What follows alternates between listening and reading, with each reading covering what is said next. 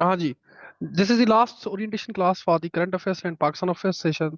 This is basically 5 in 1 session. कल भी मैंने डिफाइन किया था कि करंट अफेयर्स और पाकिस्तान अफेयर्स की नेचर इस तरह से है कि पाकिस्तान अफेयर्स में भी आजकल करंट अफेयर्स के ही टॉपिक्स दिए जा रहे हैं। मोस्टली पाकिस्तान के करंट इश्यूज पे ही टॉपिक्स आते हैं, और ये टॉपिक्स आपको एसए में भी हेल्प करते हैं, इंटरनेशनल रिलेशंस 2 में भी हेल्प करते हैं, और जिन स्टूडेंट्स का पॉलिटिकल पोल साइंस है तो पोल साइंस में भी ये टॉपिक्स हेल्प करते हैं आपको। और मोस्ट इम्पॉर्टेंट आपको एसए में हेल्प करते हैं, एसए के टॉपिक्स, क्योंकि एसए में 2-3 टॉपिक्स ऐसे होते हैं कि जो आपके Pakistan affairs and current affairs से ही मैच होते हैं। जैसे लास्ट ईयर आया था, डेमोक्रेसी पे पूछा गया था, और इसराइल हमास पे पूछा गया था। तो ये current affairs and Pakistan affairs से ही रिलेटेड है। या इवन आईआर पे भी टॉपिक आता है। ठीक है, तो ये टॉपिक्स आपको एसए में भी हेल्प करेंगे, आईआर में भी, पॉल साइंस में भी। ठीक है,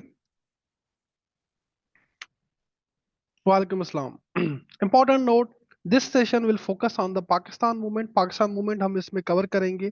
जिन स्टूडेंट्स का इंडो पाक हिस्ट्री ऑप्शनल है अगर, तो उनके लिए ये सेशन जो है ना बड़ा इंपॉर्टेंट है। पाकिस्तान मूवमेंट कवर करेंगे हम।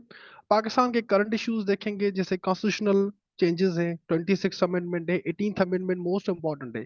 जिनका पॉलिटिकल साइंस 2 है, पॉलिटिकल साइंस है, उनके लिए 18th अमेंडमेंट और parliamentary democracy as well as the presidential form of government, वो भी इंपॉर्टेंट है। ये टॉपिक भी हम कवर करेंगे।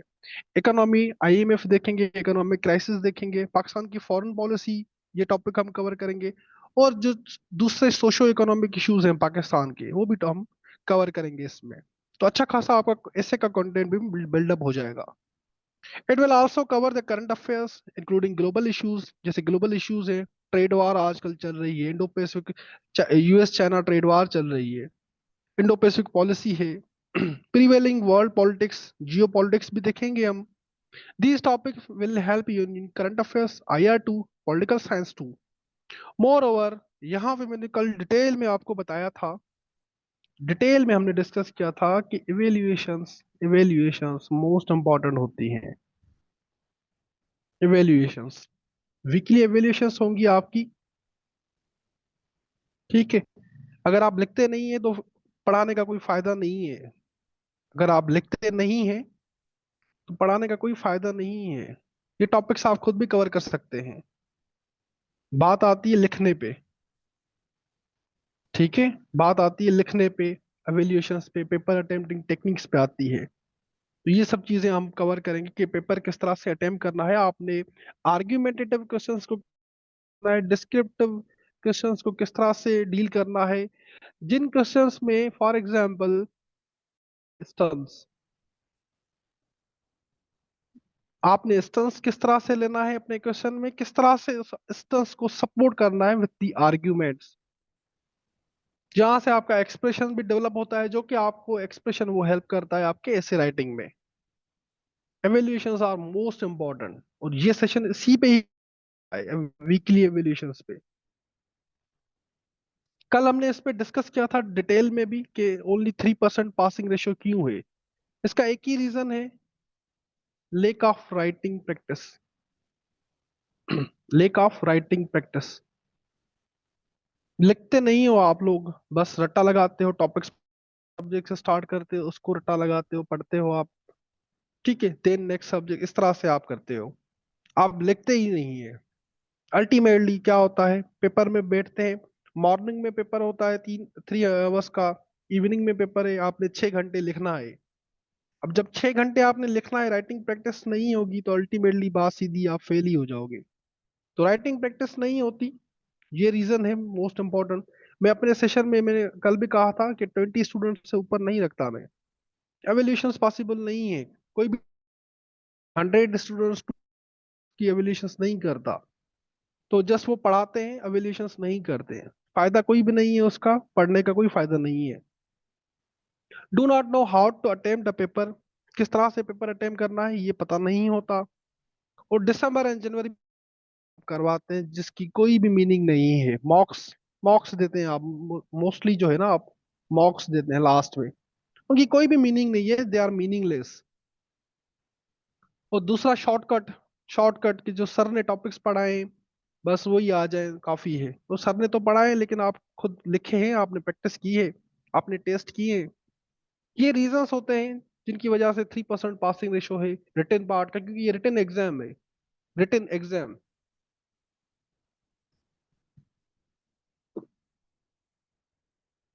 इंपॉर्टेंट नोट देखें। इस सेशन में कंटेंट मैं अपना ही दूंगा, प्रोवाइड करूंगा। कल जैसे हमने टॉपिक किया था ना, क्राइसिस ऑफ गुड गवर्नेंस इन पाकिस्तान, उसके नोट्स मैंने ग्रुप में शेयर कर दिए हैं, जो कि जिन बच्चों ने रजिस्टर किया हुआ है उसमें मैंने शेयर कर दिए। वो कॉम्प्रिहेंसिव थे, आप लोगों ने देखे होंगे जो बच्चे रजिस्टर्ड हैं ऑलरेडी। आपको लगा कि किसी बुक की नीड है? बताओ मुझे। जो बच्चे रजिस्टर्ड हैं उनसे मैं पूछ रहा हूँ। मैंने टॉपिक कल शेयर कर दिया था ग्रुप में। सॉरी। हाँ जी। आपने वो टॉपिक देखा ना, किस तरह से वो कंप्लीट लिखा हुआ था।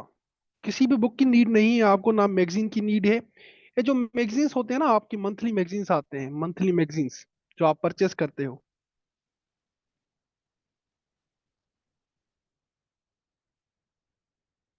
ये किसी भी काम की नहीं होती है। पता है क्यों? इसमें टॉपिक जो है, टॉपिक जो है वन डायमेंशनल लिखा होता है। उसकी सिर्फ एक डायमेंशन कवर होती है। हर टॉपिक की मल्टीपल डायमेंशंस होती हैं। करंट अफेयर्स की मैं बात कर रहा हूँ, जो वीकली आप या मंथली मैगजीन्स लेते हैं, तो वो नहीं लेनी है आपने। करंट अफेयर्स जो है वो मैं खुद ही बनाता हूँ, खुद ही देता हूँ मैं। आपने कोई भी बुक मैगजीन बाय नहीं करनी। ये सेशन जो होगा 6 वीक्स का होगा। क्लास होगी मंडे टू थर्सडे क्लास होगी। बाकी दिन में Friday to Saturday, Friday to Sunday आपको असाइनमेंट दी जाएगी। ये असाइनमेंट आपने सबमिट करनी होगी संडे को। आपकी एवेल्यूशंस होगी उन टॉपिक्स की जो कि हमने मंडे टू थर्सडे हमने टॉपिक्स कवर किए हैं। फॉर एग्जांपल कल हमने क्राइसिस ऑफ गुड गवर्नेंस हमने टॉपिक कवर किया। ठीक है। आज हम एससीओ करेंगे, कल डेमोक्रेसी करेंगे, उसके बाद 26 अमेंडमेंट करेंगे, 18th अमेंडमेंट करेंगे। ठीक है। फिर इस तरह से थर्सडे को मैं आपको क्वेश्चन पेपर दूंगा उन्हीं टॉपिक्स में से। वो आपने अटेम्प्ट करके मुझसे एवेल्यूएट करवाना है। वहां से आपकी राइटिंग एक्सप्रेशन भी मुझे पता चलेगी, अगर ग्रामेटिकली मिस्टेक्स है या आर्ग्यूमेंट्स में इशू है, कहाँ पे भी इशू होगा वो आइडेंटिफाई हो जाएगा। तो उन मिस्टेक्स पे आपने काम करना होगा। ठीक है। आप शुरू शुरू में फेल होंगे, मुझे पता है। आपकी फर्स्ट 2 असाइनमेंट्स फेल होंगी। आहिस्ता आहिस्ता सीख जाएंगे, आप सीख जाएंगे कि पेपर किस तरह से अटेम्प्ट करना होता है। क्लास खत्म नहीं होगी जोया, क्लास अभी स्टार्ट हुई है। Special focus on the Pakistan current issues and current affairs. Special focus इसी पे होगा, पाकिस्तान के जो करंट इश्यूज है उस पे और करंट अफेयर्स पे। Focus on the writing techniques. Writing techniques हम सीखेंगे कि किस तरह से आपने लिखना है। और लास्ट में जो है ग्रैंड मॉक भी लिया जाएगा। लास्ट में ग्रैंड मॉक भी लिया जाएगा। 6 टेस्ट होंगी आपकी। 6 टेस्ट होंगी वीकली।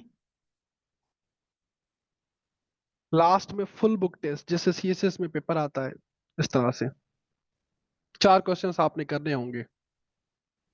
और कोई स्टूडेंट अगर क्लास मिस करता है फॉर एग्जांपल, तो उसके लिए रिकॉर्डिंग भी अवेलेबल होगी, जैसे कल हमने पोस्ट की थी रिकॉर्डिंग ओरिएंटेशन क्लास की, इस तरह से। लेकिन वो 24 आवर्स के लिए अवेलेबल होगी, उसके बाद वो एक्सपायर हो जाएगी। तो ये इंपॉर्टेंट नोट है। क्लियर है सबको? वीकली टेस्ट है, असाइनमेंट टेस्ट होगी, वीकली टेस्ट होगी आज या। क्लियर है सबको यहाँ तक? यहाँ तक क्लियर है सबको?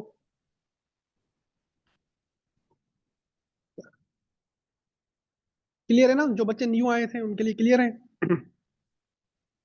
जो बच्चे न्यू आए थे।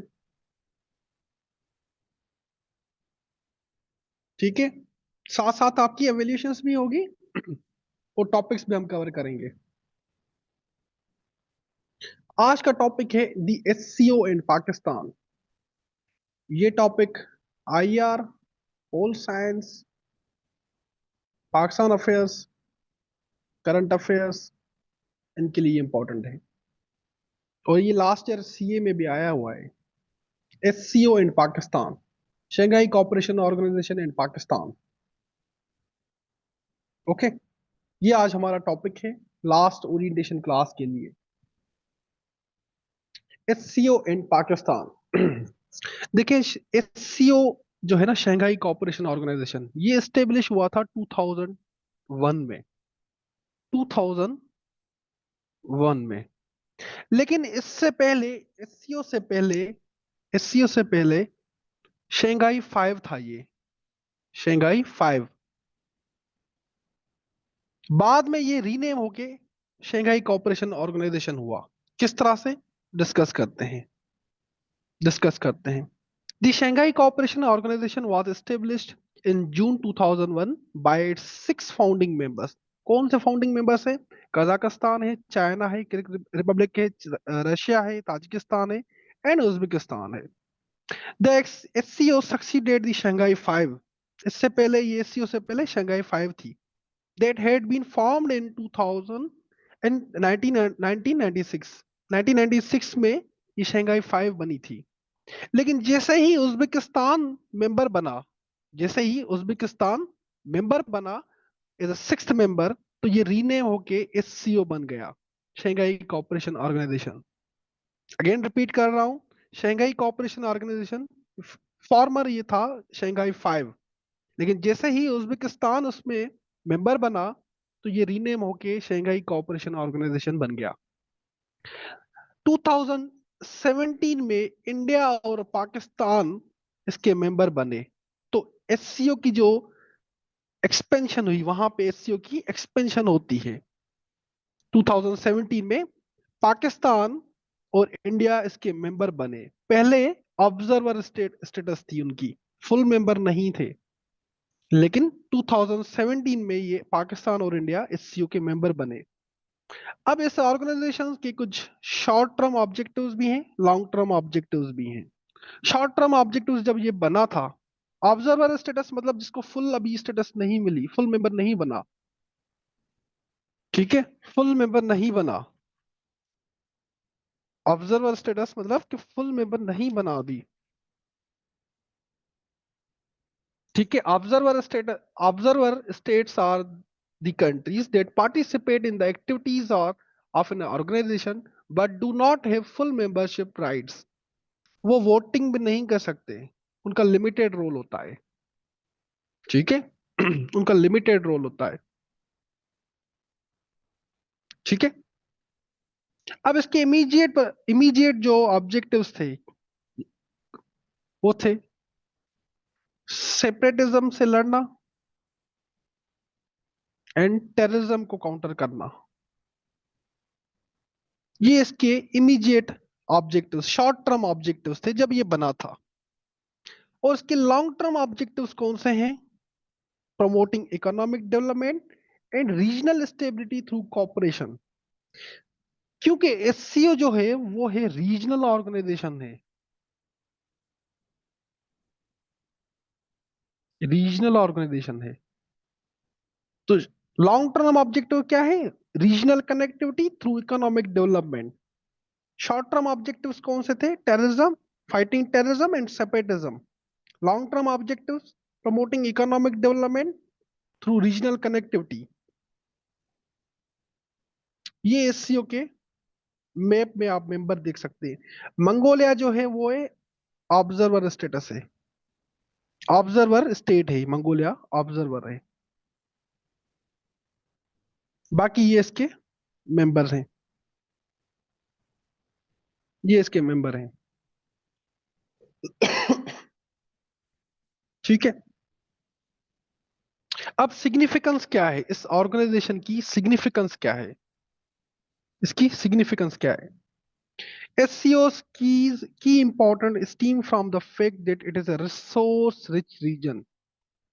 जो SCO कंट्रीज है ना, उनके पास नेचुरल रिसोर्सेज के ट्रेजर है, उनके पास नेचुरल रिसोर्सेज हैं। The world oil reserves and 1/3 of the gas reserves, as as well as almost half of the known reserves of uranium are located in the current SCO countries। क्या है? Oil है, gas है, uranium है। ठीक है, SCO countries के पास, particularly Central Asian states के पास ऑयल है, गैस है एंड यूरेनियम के रिजर्व्स हैं। The region also has abundant food production capability, food security भी है, टेक्नोलॉजिकल पावर भी है, क्योंकि इंडिया है, चाइना है, रशिया है, उसमें टेक्नोलॉजी टेक पावर है ये। क्वालिटी ह्यूमन रिसोर्सेज भी है, क्योंकि चाइना की पॉपुलेशन स्किल्ड लेबर है, इंडिया है, पाकिस्तान भी है। SCO's current membership represent 41% of the global population। दुनिया की 41% पॉपुलेशन SCO कंट्रीज के पास है, क्योंकि पाकिस्तान, इंडिया, चाइना, इनकी पॉपुलेशन ज्यादा है। ठीक है, मतलब कि ह्यूमन रिसोर्सेज ज्यादा है SCO कंट्रीज के पास। And 23% of the global GDP, दुनिया की 23% GDP जो है वो SCO कंट्रीज के पास है, because of the China, India, Russia. In the realm of global political and security strength, its SCO includes two permanent Security Council members and four nuclear weapon possessing states। बताओ, two permanent Security Council members कौन से हैं SCO में? Two permanent Security Council members कौन से हैं SCO में, बताओ मुझे, दसो मेनू। कौन से हैं? चाइना और रशिया, वेरी गुड। और four nuclear weapon possessing states कौन से हैं? फोर न्यूक्लियर पोजेसिंग स्टेट्स कौन से हैं? फोर न्यूक्लियर पोजेसिंग स्टेट्स कौन से हैं? जी, India, Pakistan, China, Russia, very good, very good. Okay. ठीक है, तो इसकी सिग्निफिकेंस क्या हुई? सिग्निफिकेंस क्या हुई? Oil, gas, uranium, 41% of global population, 23% global GDP, two permanent Security Council member, four nuclear weapon states. ये इसकी सिग्निफिकेंस है। नेचुरल रिसोर्सेज भी हैं, four nuclear possessing weapon states भी हैं, और टू सिक्योरिटी काउंसिल के परमानेंट मेंबर स्टेट भी हैं। ओके।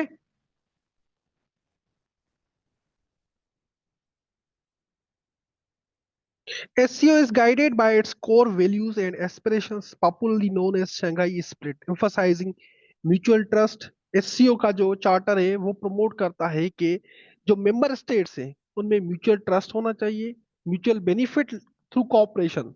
ठीक है, इस मेंबर स्टेट्स आपस में कॉपरेशन करें, उनका बेनिफिट होगा। इक्वलिटी होनी चाहिए among the member states, consultation होनी चाहिए, एक दूसरे की जो सिविलाइजेशन है उसकी रिस्पेक्ट होनी चाहिए।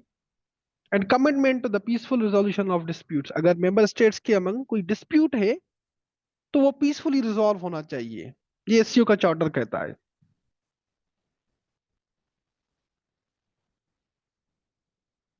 हाँ जी, यहां तक क्लियर है? सिग्निफिकेंस क्लियर है?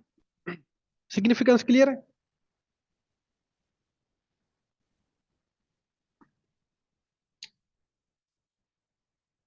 सिग्निफिकेंस क्लियर है सबको? जल्दी से बताओ, सिग्निफिकेंस क्लियर है सबको?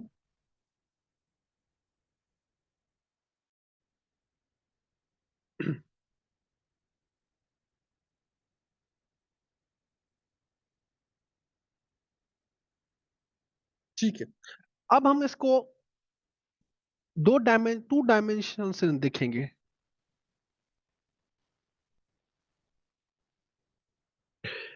एक तो पाकिस्तान एससीओ को, या एससीओ पाकिस्तान से कौन से बेनिफिट ले सकता है?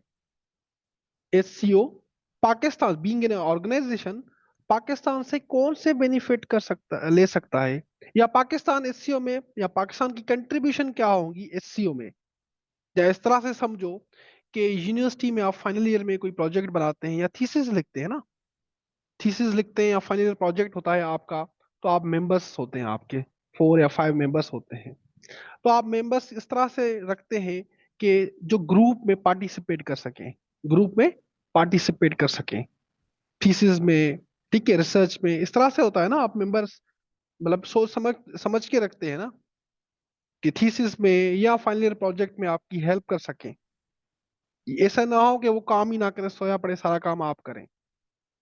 ठीक है, कि उसकी कंट्रीब्यूशन क्या होगी। तो हम इस तरह से देखेंगे कि पाकिस्तान की कंट्रीब्यूशन क्या हो सकती है इन एससीओ। एससीओ पाकिस्तान से कितना फायदा ले सकता है, या मेंबर स्टेट्स जो है एससीओ के पाकिस्तान से कितना फायदा ले सकती हैं। ठीक है, Pakistan in the aftermath of 9/11 has been constantly and effectively contributing her his ना हर होगा, हर रोल कंट्री के लिए हर यूज होता है, हर role to curb the means of terrorism and extremism. 9/11 के बाद हम कॉन्स्टेंटली वॉर ऑन टेरर लड़ रहे हैं। ठीक है, ऑपरेशन जरब अजब, रद्दुल फसाद। ठीक है, इवन आज तक हम बीएलए से लड़ रहे हैं, सक्सेसफुली हमने टेररिज्म को काउंटर किया है। Pakistan's achievements are noteworthy, especially for the successful launching of counter-insurgency operations in Swat and Fata region। और सवात की एरिया हमने क्लियर की, फाटा की एरिया हमने क्लियर की। ठीक है, मतलब कि पाकिस्तान की एक्सपर्टीज इन काउंटरिंग टेररिज्म वो नोटवर्दी है। पाकिस्तान के पास एक्सपर्टीज है, इंटेलिजेंस बेस्ड ऑपरेशन, किस तरह से टेररिज्म को काउंटर करना है। ठीक है, एससीओ कंट्रीज जो है, एससीओ कंट्रीज, एससीओ को आजा सुन लो, मैं कुछ बता रहा हूं, पहले सुन लो, क्वेश्चन आंसर लास्ट में करेंगे, सुन लो पहले। एससीओ कंट्रीज जो हैं, एससीओ कंट्रीज वो भी टेररिज्म एंड एक्सट्रीमिज्म को फेस कर रहे हैं। एससीओ कंट्रीज भी टेररिज्म एंड एक्सट्रीमिज्म फेस कर रहे हैं। तो Pakistan being a member of SCO, Pakistan being a member of SCO अपनी एक्सपर्टीज एससीओ मेंबर्स को दे सकता है कि किस तरह से आपने टेररिज्म एंड सेपरेटिज्म को या एक्सट्रीमिज्म को काउंटर करना है। गेटिंग माय पॉइंट, कि पाकिस्तान अपनी एक्सपर्टीज शेयर कर सकता है एससीओ मेंबर्स से कि किस तरह से टेररिज्म एंड एक्सट्रीमिज्म से आपने लड़ना है, how to counter terrorism and extremism. Pakistan has fought successfully war on terror, Swat, FATA, ये स्टेट का पर्सपेक्टिव है। ठीक है, मुझे पता है आप लोग दिल में क्या सोच रहे होंगे, लेकिन पेपर में अगर पास होना है आपने आपने यही लिखना पड़ेगा। मुझे पता है आप दिल में क्या सोच रहे होंगे, I know you very well, लेकिन आपने पेपर में पास होना है, तो ये स्टेट का पर्सपेक्टिव यही है, स्टेट का पर्सपेक्टिव यही है। ठीक है, तो आपने पेपर में यही लिखना होगा। ठीक है ना, मुझे समझ गया मैं आप क्या सोच रहे होंगे। तो अपनी जो फीलिंग्स है उसको साइड करके आपने यही लिखना पड़ेगा। Second, Pakistan has had unique expertise at her cadet to handle disasters and natural calamities like earthquake and floods। अब पाकिस्तान की स्टेट का ऑफिशियल पर्सपेक्टिव ये है कि हमारे यहाँ पाकिस्तान स्पेशली क्लाइमेट चेंज की वजह से हर साल फ्लड्स आते हैं, नेचुरल डिजास्टर्स होते ही हैं, और पाकिस्तान सक्सेसफुली नेचुरल डिजास्टर्स को ओवरकम करता है। एससीओ मेंबर कंट्रीज भी एससीओ मेंबर कंट्रीज भी नेचुरल डिजास्टर्स फेस करते हैं, और पाकिस्तान एक्सपर्टीज दे सकता है, प्रोवाइड कर सकता है टू द मेंबर स्टेट्स कि how to counter natural disasters effects या रिpercussions। क्योंकि एससीओ कंट्रीज भी नेचुरल डिजास्टर्स फेस करती हैं, और पाकिस्तान हर साल ही फ्लड्स वगैरह या मूनसून रेनफॉल होता है, उनको उन क्लैमिटीज को सक्सेसफुली हैंडल करता है, और पाकिस्तान जो है वो अपनी एक्सपर्टीज एससीओ मेंबर कंट्रीज को प्रोवाइड कर सकता है। Third is third is third is Pakistan provides shortest route. This is all about Pakistan expertise to the SCO member states, कि पाकिस्तान से एससीओ मेंबर स्टेट्स कौन से फायदे ले सकती हैं। पाकिस्तान से एससीओ मेंबर स्टेट्स या पाकिस्तान एससीओ में कितना कंट्रीब्यूट कर सकता है। ठीक है, हम ये डायमेंशन देख रहे हैं। अदर साइड भी देखेंगे हम, अदर साइड भी देखेंगे हम। Pakistan provides shortest route to the SCO countries, especially Central Asian region states, for an access to the warm waters of Arabian Sea, Persian Gulf and Middle East। ठीक है, एक Wakhan corridor है, सुना है आपने? कभी सुना है Wakhan corridor?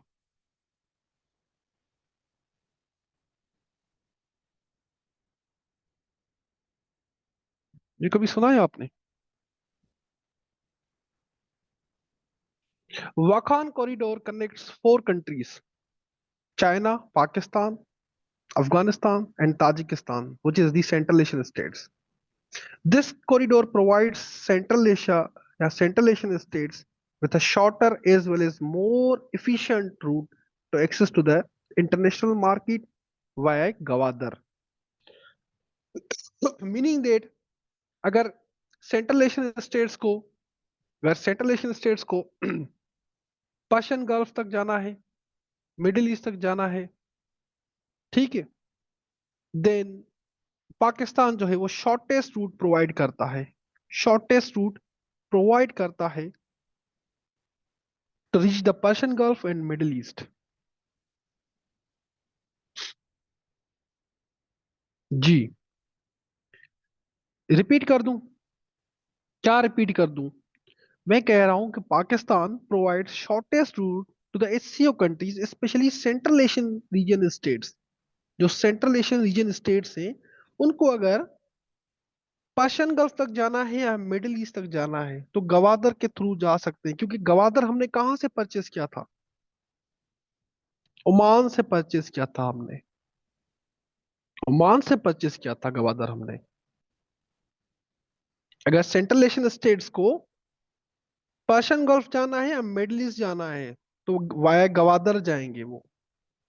So Pakistan provide shortest route to the SCO countries, specially Central Asian states. ये मैं बात कर रहा हूं अरीबा। फिर आता है growing Indo US strategic partnership. ये टॉपिक हम इंडो पैसिफिक पॉलिसी में हम कवर करेंगे। Indo US strategic partnership. जैसे ही यूएस ने विड्रॉ किया है अफगानिस्तान से, ठीक है, यूएस अब काउंटर कर रहा है चाइना की इन्फ्लुएंस को इन इंडो पैसिफिक रीजन। ये दो ओशन है। मैं फिलहाल इसका ओवरव्यू दे रहा हूं आपको ताकि ये पॉइंट आपको क्लियर हो। डिटेल में ये टॉपिक हम अपने सेशन में कवर करेंगे। Indian ocean and Pacific ocean, दो रीजन है, ठीक है। चाइना की राइज को, चाइना की इन्फ्लुएंस को कर्टेल करने के लिए यूएस ने इंट्रोड्यूस की है Indo Pacific policy. Indo Pacific policy,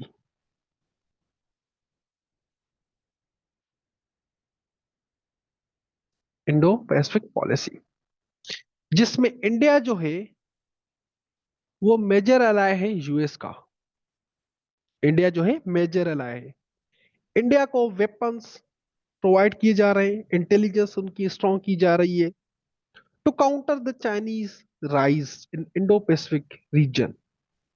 अब जब इंडिया को वेपन्स प्रोवाइड किए जा रहे हैं, उसकी इन्फ्लुएंस इंक्रीज की जा रही है, उससे क्या हो रहा है कि साउथ एशिया में, साउथ एशिया में जिसमें इंडिया और पाकिस्तान है,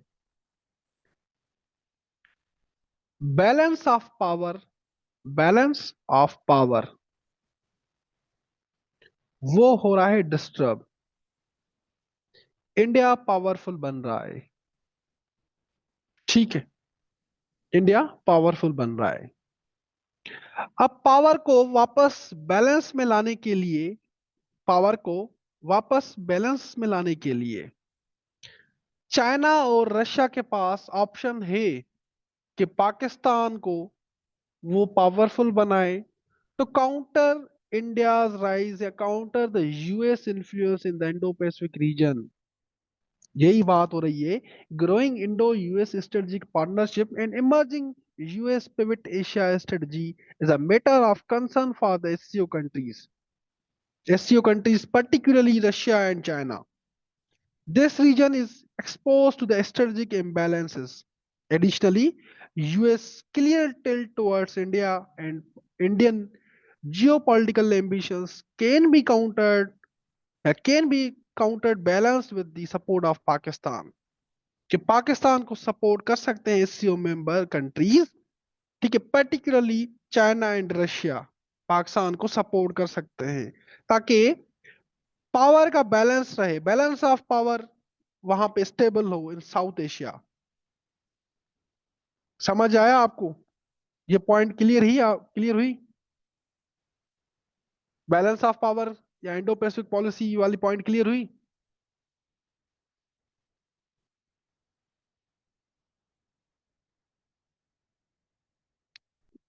क्लियर हुई सबको?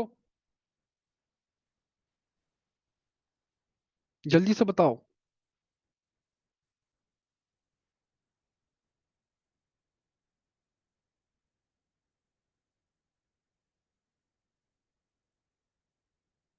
साइमा क्या रिपीट कर दूं? मुझे बताओ कौन सी पॉइंट नहीं समझ आ रही वो मुझे बताएं। जो पॉइंट आपको नहीं समझ आई वो मुझे बताएं, अब मैं सारा रिपीट तो नहीं कर सकता। जो पॉइंट नहीं समझ आई वो मुझे बताएं। बैलेंस ऑफ पावर होता है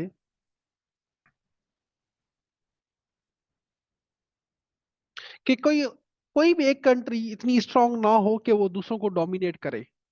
there must be the balance balance between the power. Power में बैलेंस होना चाहिए। इंडिया इतनी पावरफुल ना बने कि वो साउथ एशिया को डोमिनेट करे with the support of USA. तो पाकिस्तान एक अल्टरनेटिव ऑप्शन है रशिया और चाइना के पास कि वो पाकिस्तान को सपोर्ट करे ताकि बैलेंस ऑफ पावर मेंटेन रहे साउथ एशिया में। ये बात कर रहा हूं आसान से लफ्जों में, आसान से लफ्जों में, ठीक है। हाँ जी, उसके बाद आता है Pakistan being an active member of ECO. किसी को पता है ईसीओ क्या है? ECO, ECO economic cooperation organisation, economic cooperation organisation, ठीक है, जिसके मेंबर हैं Turkey, Iran, Pakistan, Azerbaijan, Uzbekistan, Turkmenistan, Kazakhstan, Tajikistan and Afghanistan, ठीक है। पाकिस्तान इसका भी मेंबर है। पाकिस्तान ईसीओ का भी मेंबर है, ईसीओ का भी मेंबर है।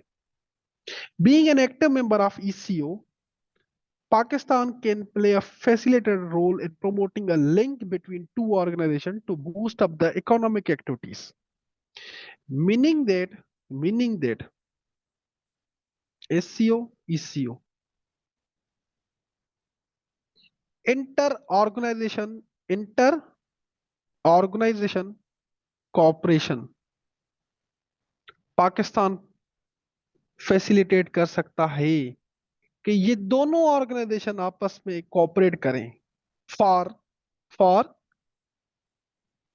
Regional connectivity and regional economic development, regional connectivity and regional economic development. क्योंकि पाकिस्तान एससीओ का भी मेंबर है, ईसीओ का भी मेंबर है, तो वो फैसिलिटेट कर सकता है कि इंटर ऑर्गेनाइजेशन कॉपरेशन हो, दोनों ऑर्गेनाइजेशन का आपस में कॉपरेशन हो for regional connectivity and regional economic development. Getting my point? Pakistan, being an active member of ECO, can play a facilitated role in promoting a link between two organizations to boost up the economic activities. Both the organizations represent a geostrategic community for having many common members. Common members हैं काफी सारे, जैसे पाकिस्तान है, Azerbaijan, Uzbekistan है, ठीक है, Tajikistan है। Their economic collaboration will and definitely have has a favorable impact on the overall security environment of the region. जो रीजन है साउथ एशिया या सेंट्रल एशिया हो, वहां पे इकोनॉमिक कनेक्टिविटी भी हो सकती है, रीजनल कनेक्टिविटी भी हो सकती है। अब देखो इकोनॉमिक कोऑपरेशन ऑर्गेनाइजेशन ये है क्या, ठीक है, इसका ओवरव्यू मैं दे देता हूं आपको। ईसीओ, ईसीओ है क्या? The ECO is a regional organization established for the stronger cooperation and deeper regional integration in 1985 with the joint efforts of Turkey, Pakistan and Iran. ये इसके फाउंडिंग मेंबर्स थे। The ECO is successor of Regional Cooperation for Development। ECO से पहले RCD थी, जो कि बनी थी 1964 में। RCD जनरल अयूब खान के एरा में बनी थी, जनरल अयूब खान के एरा में बनी थी इस RCD, ठीक है। आरसीडी बनी थी जनरल अयूब खान के एरा में। However, in 1985, three countries realized the importance of regional। लेकिन बाद में क्या हुआ, जब ईरान में रेवोल्यूशन आया ना, ईरान में रेवोल्यूशन आया, तो ये आरसीडी खत्म हो गई थी, फेल हो गई थी। फिर बाद में ये रीनेम होके ईसीओ बन गया, ठीक है। बाद में ये रीनेम होके ईसीओ बन गई, इकोनॉमिक कोऑपरेशन ऑर्गेनाइजेशन, जिसके मेंबर हैं टर्की है, ईरान है, पाकिस्तान है, अजरबैजान है, ये इसके मेंबर्स हैं। Meaning that S S SCO and eco के कॉमन मेंबर हैं। इंटर इंटर ऑर्गेनाइजेशन कॉपरेशन हो सकती है।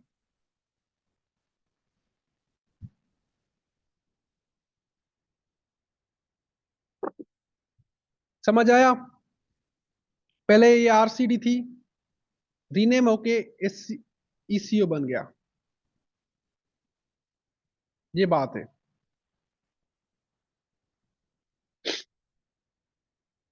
ये इसका मैप है ईसीओ कंट्रीज का। ये ईसीओ कंट्रीज का मैप है। यहाँ पे आपको क्या शो हो रहा है, बेसिकली आपको एक ही बात शो होगी यहाँ पे, रीजनल कनेक्टिविटी, आपको ये चीज शो होगी। मेंबर स्टेट्स में दोबारा बता देता हूं, खुद ही आप देख लो। टर्की है, ईरान है, पाकिस्तान है, अजरबैजान है, कजाकिस्तान है, उज्बेकिस्तान है, तुर्कमानिस्तान है, ताजिकिस्तान है, अफगानिस्तान है। तो यहाँ पे क्या शो हो रहा है आपको, रीजनल कनेक्टिविटी शो हो रही है ना।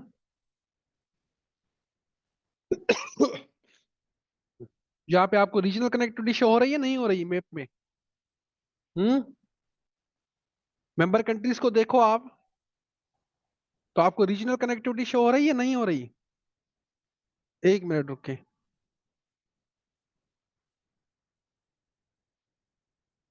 अब मुझे बताएं, रीजनल कनेक्टिविटी शो हो रही है आपको? ईरान ऊपर से देखें, टर्की है, ठीक है, पाकिस्तान है, South Asia, Central Asia, Turkey Europe में भी आता है, ठीक है। यूरेशियन रीजन जो है, यूरेशियन रीजन वो हो रहा है ना शो। जी। अब हम देखते हैं कि पाकिस्तान एचसीओ से कितने फायदे ले सकता है, अपॉर्चुनिटीज फॉर पाकिस्तान। सबसे पहले हमने डायमेंशन देखी कि पाकिस्तान की कंट्रीब्यूशन क्या हो सकती है टुवर्ड्स द एचसीओ। अब हम देखेंगे कि पाकिस्तान एचसीओ से क्या फायदे ले सकता है। मैंने पहले भी कहा था, मैगजीन्स में सिर्फ वन डायमेंशन लिखी होती है, लेकिन पेपर में आपने इस तरह से नहीं लिखना होता, आपने मल्टीपल डायमेंशंस का ओवरव्यू देना पड़ता है। पेपर में मल्टीपल डायमेंशंस आपने लिखनी होती हैं, किसी भी एक डायमेंशन पे नहीं लिखना होता। हमने दोनों साइड हमने कवर कवर कर रहे हैं। फर्स्ट साइड कि पाकिस्तान की कंट्रीब्यूशन क्या हो सकती है, और सेकेंड इज कि पाकिस्तान एचसीओ से क्या फायदा ले सकता है, ठीक है। हाँ जी, Pakistan and Central Asia. Central Asia के पास क्या है? सेंट्रल एशिया के पास है natural resources, particularly energy resources, gas, hydro power, ठीक है, कोल, यूरेनियम। कजाकिस्तान के पास जैसे कोल है, यूरेनियम है, गैस के रिजर्व्स हैं। उज्बेकिस्तान के पास भी हैं गैस के रिजर्व्स। इसी तरह से ताजिकिस्तान है, हाइड्रो पावर रिसोर्सेज हैं। तो अगर हम सेंट्रल एशियन स्टेट्स के साथ हम कॉपरेशन करें, अगर CARS, एनर्जी क्राइसिस को हम ओवरकम कर सकते हैं अपने। अगर हम सेंट्रल एशियन स्टेट्स के साथ कॉपरेशन करें थ्रू वाखान कॉरिडोर, तो हम अपने जो हम एनर्जी क्राइसिस फेस कर रहे हैं उसको हम ओवरकम कर सकते हैं ना।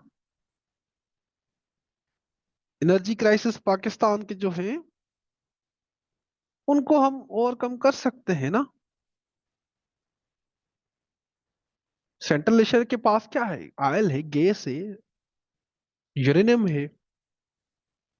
तो वाखान कॉरिडोर के थ्रू हम अगर सेंट्रल एशिया के साथ हम कॉपरेट करें, ट्रेड करें, तो हम एनर्जी क्राइसिस जो हमारा पाकिस्तान का इशू है उसको हम काउंटर कर सकते हैं ना। ये पाकिस्तान फायदा ले सकता है from Central Asian states which are the member of the SCO।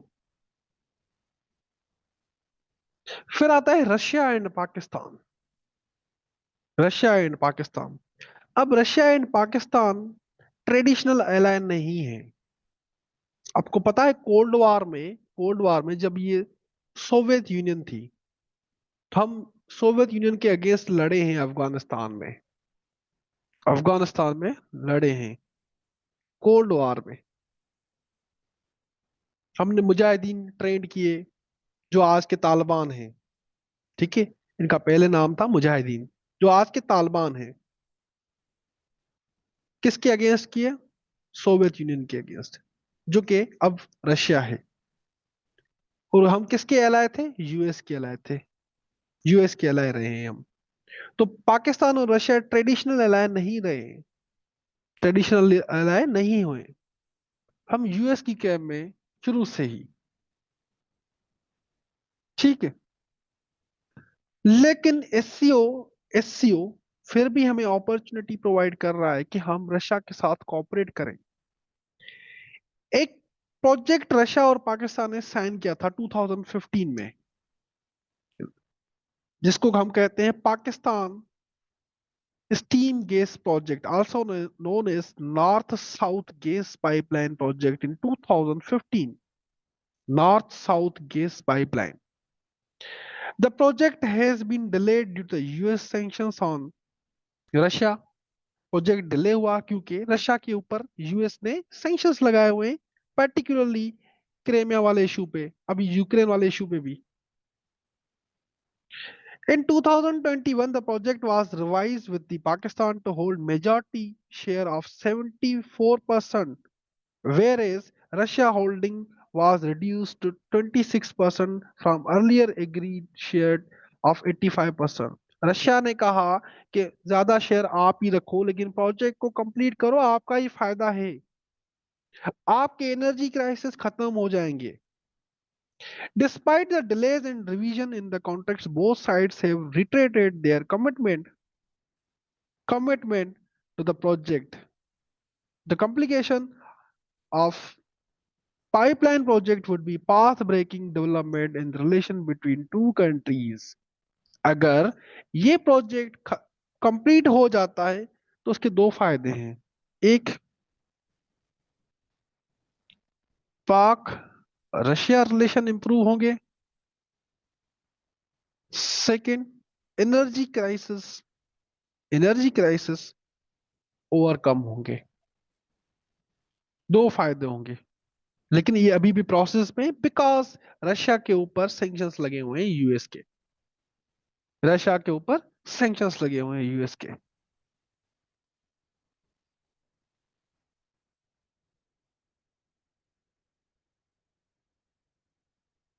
फिर है पाकिस्तान एंड चाइना। अब पाकिस्तान की जो मेंबरशिप थी SCO में, पाकिस्तान की जो मेंबरशिप थी SCO में, वो प्रमोट ही चाइना ने की, वो सपोर्ट ही चाइना ने की थी।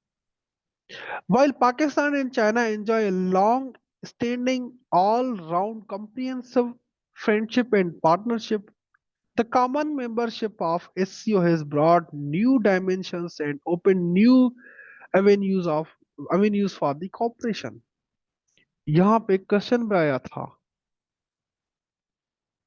सीए में, एससीओ के ऊपर बताओ, और एससीओ की वजह से पाकिस्तान और चाइना के रिलेशंस किस तरह से बूस्ट हुए हैं या स्ट्रांग हुए हैं। ये करंट अफेयर्स में क्वेश्चन पूछा गया है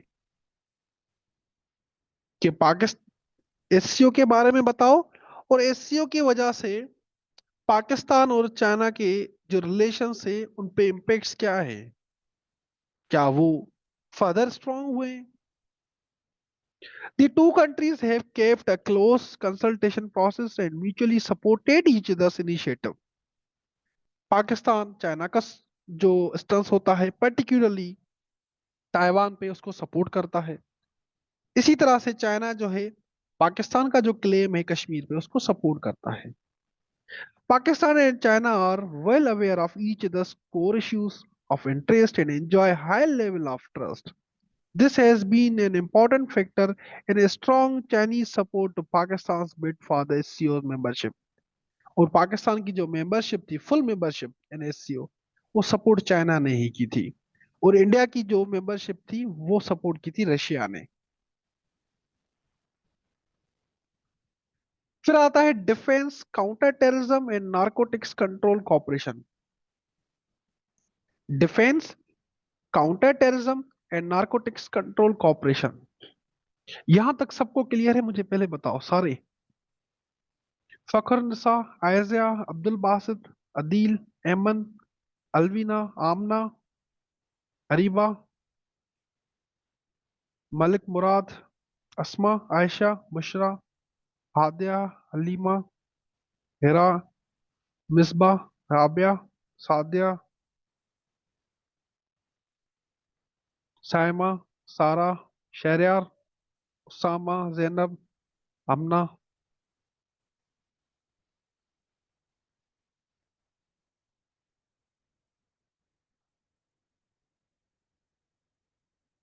okay,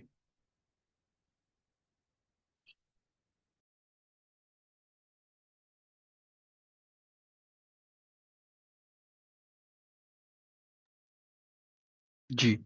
now defence, counter terrorism and narcotics control cooperation. SCO member countries के अमंग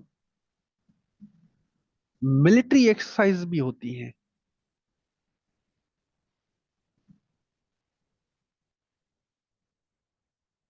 एससीओ कंट्रीज के अमंग मिलिट्री एक्सरसाइजेज भी होती हैं। जैसे for example Chinese military Pakistan आ गई, यहाँ पे मिलिट्री एक्सरसाइज की, या चाइना ने होस्ट की मिलिट्री एक्सरसाइज, पाकिस्तान की आर्मी वहां पे गई, या इंडिया ने होस्ट की, या रशिया ने होस्ट की, कि किस तरह से टेररिज्म से लड़ना है हमने, नारकोटिक्स को कंट्रोल करना है। ठीक है, मिलिट्री एक्सरसाइजेस भी होते हैं among the member states. Counter terrorism military exercises, जिसे आप कहते हो CTMES, counter terrorism military exercises are an integral part of SCO collaboration under the RATS. अब ये रेट्स चूहे नहीं है, रेट्स एससीओ की, एससीओ का ये फ्रेमवर्क है, चार्टर में है, रीजनल एंटी टेररिज्म। ठीक है, regional anti terrorism structure, regional anti terrorism structure. क्योंकि मैंने आपको बताया था और सबसे पहले ही, एससीओ का जो इमीडिएट ऑब्जेक्टिव था तो फाइट टेररिज्म एंड एक्सट्रीमिज्म, कि किस तरह से टेररिज्म से और एक्सट्रीमिज्म से लड़ना है। तो रेट्स जो है, रेट्स वो एससीओ चार्टर में ही आता है। अब रेट्स के बेसिस पे ही, रेट्स पे के बेसिस पे ही काउंटर टेररिज्म मिलिट्री एक्सरसाइजेज होते हैं अमंग द मेंबर स्टेट्स। ठीक है, among the member states. Pakistan has participated in the counter-terrorism military exercise hosted by the SCO members, except the one hosted by India in 2022. Pakistan ने सारे military exercises में participate किया है, सिर्फ एक में नहीं। 2022 में जो कि इंडिया में हुई थी, उसमें पार्टिसिपेट नहीं किया। क्योंकि क्योंकि 2021 में ये मिलिट्री एक्सरसाइजेस पाकिस्तान में हुई थी, तो इंडिया ने पार्टिसिपेट नहीं किया था। तो पाकिस्तान ने भी सोचा कि जब इंडिया नहीं आया यहाँ पे, तो हम क्यों जाएं। Otherwise both countries have participated in all the counter-terrorism military exercises. The exercises were useful in development of inter-military operationality and learning diverse training programs. क्योंकि जो मिलिट्री एक्सरसाइजेस होती हैं ना, मिलिट्री एक्सरसाइजेस, पाकिस्तान आर्मी अपनी एक्सपर्टीज बताती है कि किस तरह से टेररिज्म को काउंटर करना है।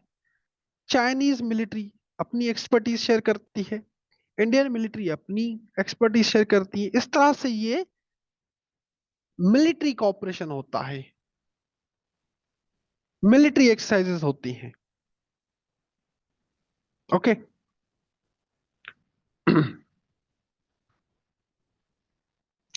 देन आता है रीजनल कनेक्टिविटी। रीजनल कनेक्टिविटी कि रीजन आपस में किस तरह से कनेक्ट हो रहा है through SCO. Regional connectivity, Pakistan is a source for major linkage to create connectivity among South Asia, Arabian Sea, Middle East and Eurasian region. Now Eurasian region क्या है? Eurasian region, यूरेशिया, ध्यान से सुनो, Eurasia can be defined as a region comprising the countries of Europe and Asia. Eurasia can be defined as a region comprising the countries of Europe and Asia, जिसमें western and eastern Europe है, Central Asia है, South Asia है, East Asia है and South East Asia है। Again repeat करता हूं मैं, western and eastern Europe है, सेंट्रल एशिया है, साउथ एशिया है, ईस्ट एशिया है, साउथ ईस्ट एशिया है। यूरेशियन रीजन हम इसे कहते हैं। द कंट्रीज ऑफ, या कंट्रीज या region comprising the countries of Europe and Asia. So Pakistan is a source for major linkages to create connectivity among South Asia, Arabian Sea, Middle East, and Eurasian region. The landlocked Central Asian states have expressed keen interest in utilizing Pakistani ports of Gwadar and Karachi under the CPEC for trade and connectivity. Central Asian states को अगर Persian gulf तक जाना है, तो उनको पाकिस्तान से होकर गुजरना पड़ेगा। अब पर्शियन गल्फ में कौन कौन सी कंट्रीज हैं? कतर है। पर्शियन गल्फ को आप अरबियन गल्फ भी कहते हैं, जिसमें कतर है, बहरीन है, कुवैत है, ओमान है, इराक है। ठीक है। और मिडिल ईस्ट में ईरान है, सऊदी है, सीरिया, यूएई, तुर्की, ये आए हैं। ठीक है। तो पर्शियन गल्फ और मिडिल ईस्ट तक अगर सेंट्रल एशियन स्टेट्स को जाना है, तो पाकिस्तान से गवादर से ही जाना पड़ेगा, which leads to regional connectivity कि South Asia, Central Asia, South Asia, Persian Gulf and Middle East ये आपस में कनेक्ट हो रहे हैं। अगेन मैं रिपीट करता हूं, ये central Asia, South Asia, Persian Gulf, Middle east, इस तरह से ये कनेक्टिविटी हो रही है। और किस तरह, कहां पे? गवादर के थ्रू। ठीक है। देखो, कल भी मैंने ना एक चीज कही थी, कल भी मैंने एक चीज कही थी, पाकिस्तान के पास ना जियो स्ट्रेटेजिक, जियो इकोनॉमिक लोकेशन है। इशू क्या है? गुड गवर्नेंस का। इशू क्या है? गुड गवर्नेंस का। नेचुरल रिसोर्सेज भी हैं, ठीक है, ट्रेड रूट्स भी हैं। what we are lacking is good governance, political will and political stability. And political stability. जी। Pakistan has actively participated in all the meetings to finalize the SCO road development programme. अब SCO का ना एक programme भी है, road development programme, कि जो regional countries है ना, रीजनल कंट्रीज, उनको थ्रू रोड कनेक्ट किया जाए, रीजनल कनेक्टिविटी हो। Pakistan's proposal to connect Karachi and Gwadar to six main routes of SCO was accepted at expert level meeting held in Beijing in 2018। और पाकिस्तान ने भी कहा कि जो कराची है, गवादर है, उसको भी आप कनेक्ट करो, जो एससीओ के सिक्स मेन ट्रेडिंग रूट्स हैं, ठीक है, उनके साथ कनेक्ट करो। इससे क्या होगा, ये पूरा region, Central Asia, South Asia, Persian Gulf, Middle East, ये कनेक्ट हो जाएगा आपस में। इस तरह से देखो ध्यान से। ये आ रहा आपका चाइना, ठीक है। यहां से आते हैं गवादर, गवादर के ऊपर देखो पर्शियन गल्फ, आगे मिडिल ईस्ट, ठीक है। समझ आ रहा है आपको यहाँ पे? रीजनल कनेक्टिविटी शो हो रही है ना आपको? रीजनल कनेक्टिविटी शो हो रही है ना आपको, पर्टिकुलरली यहाँ, जहां से स्टार्ट होता है ना आपका सीपेक, ठीक है। रीजनल कनेक्टिविटी शो हो रही है अब, इस्लामाबाद।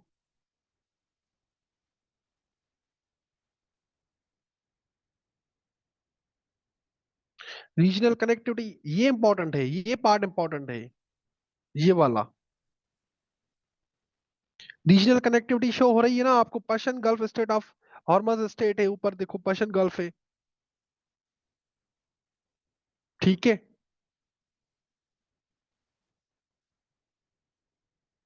अब पेपर में आपने ये सारे नहीं लिखने थे, आपने यही पार्ट ड्रॉ करना पड़ेगा बस, ये वाला पार्ट इंपॉर्टेंट है। आपने ये पूरा मैप ड्रॉ नहीं करना, आपने ये वाला पार्ट ड्रॉ करना है, okay.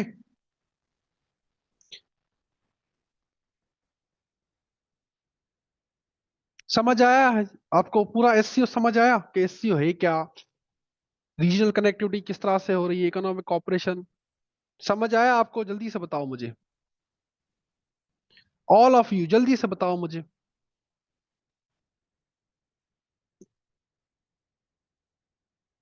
All of you 31 comments मुझे चाहिए,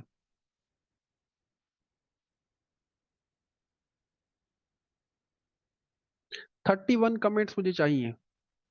31 में स्टूडेंट्स हैं।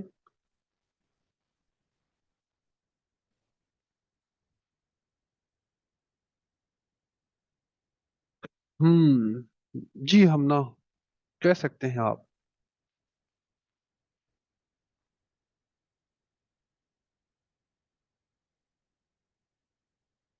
हाँ मैप ड्रॉ करना लाजमी है, डायग्राम के क्या नहीं समझ आया अरिबा, मुझे बताओ।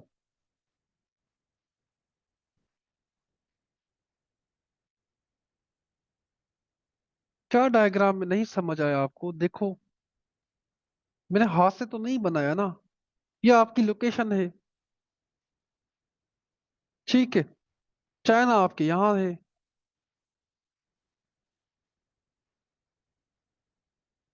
ये तो प्रैक्टिस से होता है ना ड्रॉ आपका, जब आप टॉपिक्स की प्रैक्टिस करते हो तो आप ऑब्वियस ही बात है, मैप ड्रॉ करना सीख, ड्रॉ करोगे ना, तो वो प्रैक्टिस से होता है ना। अब मैप को रटा तो नहीं ले सकता।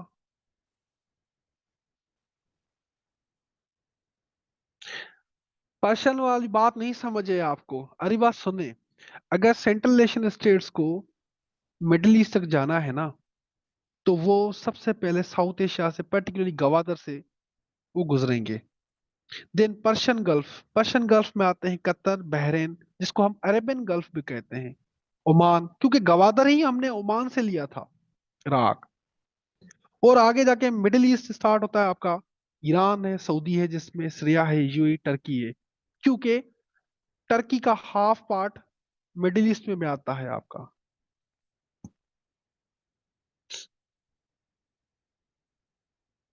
समझ आया अब? अब मिडिल ईस्ट की ऑर्गेनाइजेशन को छोड़ें, आप एससीओ पे बात करें। जो मैं कह रहा हूं वो सुने। ये प्रैक्टिस से होते हैं ना, आप टॉपिक जब आप पढ़ते हो, कवर करते हो, तो मैप्स ड्रॉ करते हो। Getting my point? हाँ जी। अब है आपकी 2024 SCO summit and opportunities for Pakistan. किसी को याद है लास्ट ईयर अक्टूबर में एससीओ समिट हुई थी? एससीओ समिट हुई थी इस्लामाबाद में, और पीटीआई का प्रोटेस्ट भी था। याद है किसी को? लास्ट ईयर पाकिस्तान में एससीओ समिट हुई है, और प्रोटेस्ट भी चल रहा था। जी। याद है किसी को? हम उस समिट के बारे में पढ़ेंगे, उसकी सिग्निफिकेंस क्या है पाकिस्तान के लिए, वो भी देखेंगे। उस जो समिट हुई है, उसकी सिग्निफिकेंस भी देखेंगे कि पाकिस्तान के लिए इसकी क्या सिग्निफिकेंस है। Significance for the Pakistan. Pakistan 2024 SCO Summit and Opportunities for Pakistan. Pakistan hosted SCO Summit in October 2024, which implies Pakistan's growing significance. जी जी आमना, बिल्कुल वही वही वही बात। Pakistan's growing significance in the regional dynamics. A summit was a golden chance for Pakistan to show its capability in diplomacy, strategic affairs, and economy.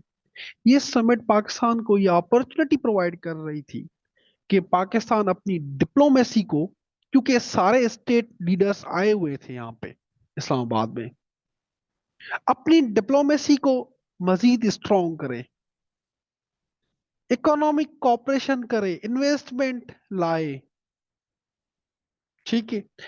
The theme of this summit was strengthening multilateral dialogue. इस ये जो summit हुई है, इसका theme ही यही था, strengthening multilateral dialogue. इसका मतलब है कि म्यूचुअल कॉपरेशन या mutual consultation among the member states, strengthening mutual consultation among the states, striving towards sustainable peace and prosperity। और इसके एजेंडा क्या थे इस समिट के? Regional security, counter terrorism, and improving security. ये एजेंडा थे जिन पे बात हुई। Fostering connectivity networks, regional connectivity होनी चाहिए, किस तरह से रीजनल कनेक्टिविटी को हम इंश्योर कर सकते हैं।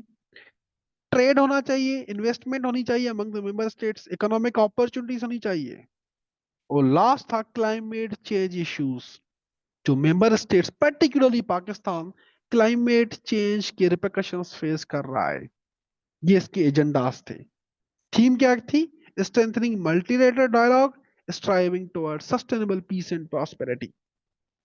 एजेंडास क्या है? Regional security, regional connectivity, regional trade, investment and economic opportunities, and last climate change issues. अब सिग्निफिकेंस क्या है? Important geo strategic position. Pakistan की जो जियो स्ट्रेटेजिक पोजिशन है ना, वो इंपॉर्टेंट है। क्यों? मैंने अभी अभी आपको बताया। पाकिस्तान से important important geographic location gives its an edge the geo strategic. Geo geo political and geo economics में डिफरेंस है। ये क्लास मैंने रखी थी फ्री, उसमें हमने ये पढ़ा भी था। जियो इकोनॉमिक्स का मतलब होता है कि आपकी ज्योग्राफिकल लोकेशन की बेसिस पे आप कितने पॉलिटिकल एडवांटेजेस ले सकते हैं। जियो इकोनॉमिक्स का मतलब होता है कि आपकी ज्योग्राफिकल लोकेशन आपको कितने इकोनॉमिक एडवांटेजेस दिला सकती है। ये टॉपिक अगेन हम कवर करेंगे, इसी वीक करेंगे ये, क्योंकि इस पे मैंने असाइनमेंट भी देनी है आपको।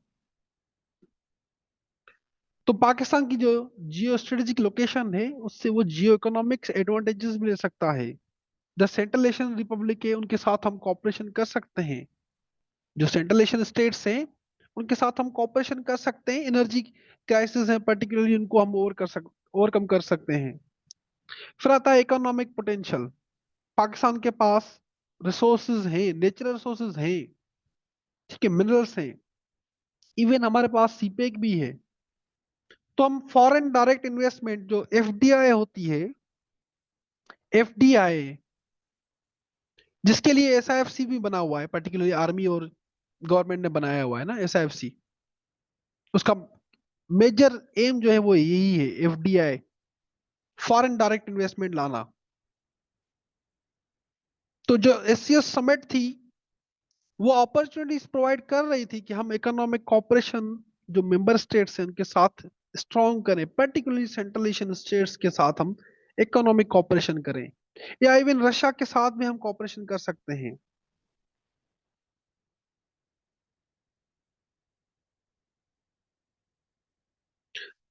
फिर आता है role in the regional connectivity. Pakistan has a whole history of war against the terrorism. Through this experience, Pakistan can aid SCO in regional anti-terrorism structure rates as SCO members are prone to the security issues.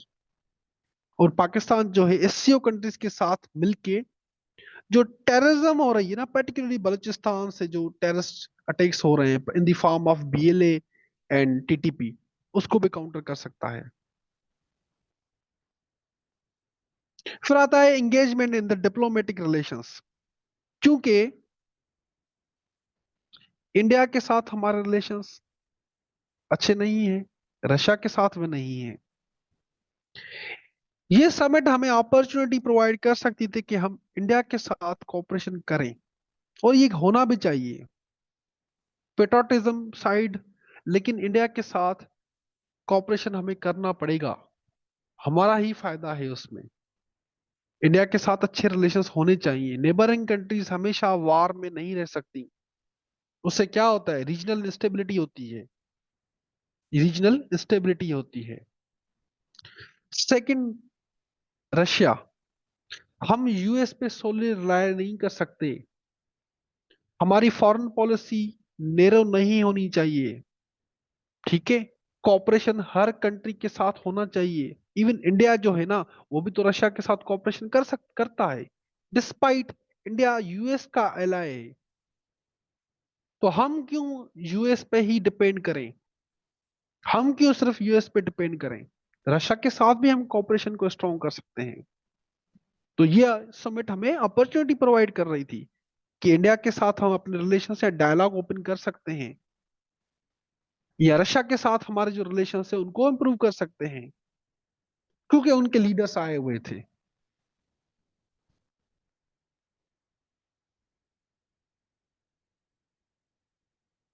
फिर आता है economic opportunities. Economic opportunities आप in the form of FDI आप attract कर सकते थे, आप attract कर सकते थे, वो हमने किया या नहीं किया वो अलग बात है, लेकिन ये समिट हमें foreign direct investment opportunities provide कर रही थी, foreign direct investment opportunities provide कर रही थी। Last is climate change. अब देखिए पाकिस्तान में इंडस्ट्रीज तो है ही नहीं, तो हम क्लाइमेट चेंज में कोई भी कंट्रीब्यूट करते नहीं है, क्लाइमेट चेंज में हमारी कंट्रीब्यूशन नहीं है, ठीक है ना, क्लाइमेट चेंज में हमारी कोई भी कंट्रीब्यूशन नहीं है। सारा जो क्लाइमेट चेंज में कंट्रीब्यूशन है वो है इंडस्ट्रियलाइज कंट्री की, इंडिया की है, चाइना की है। पाकिस्तान की कोई भी कार्बन इमिशन में कंट्रीब्यूशन नहीं है, लेकिन फिर भी हम रिpercussions फेस कर रहे हैं, फिर भी हम रिpercussions फेस कर रहे हैं क्लाइमेट चेंज के। तो पाकिस्तान जो है वो क्लाइमेट फंड के लिए काम कर सकता है, क्लाइमेट फंड के लिए, ठीक है, जिसपे कोप भी हो रही है, COP 29 भी हो रही है, कि पाकिस्तान अपना केस रख सकता है आगे कि हम तो थोड़ी क्लाइमेट चेंज में कंट्रीब्यूट कर रहे हैं, लेकिन रिpercussions सबसे ज्यादा पाकिस्तान ही फेस कर रहा है because of the climate change. तो ये हमारी आज की क्लास थी, और जो लास्ट टॉपिक था, मतलब लास्ट पॉइंट थी, वो क्लाइमेट चेंज थी, कि Pakistan climate change issue raise कर सकता था। इस समिट में।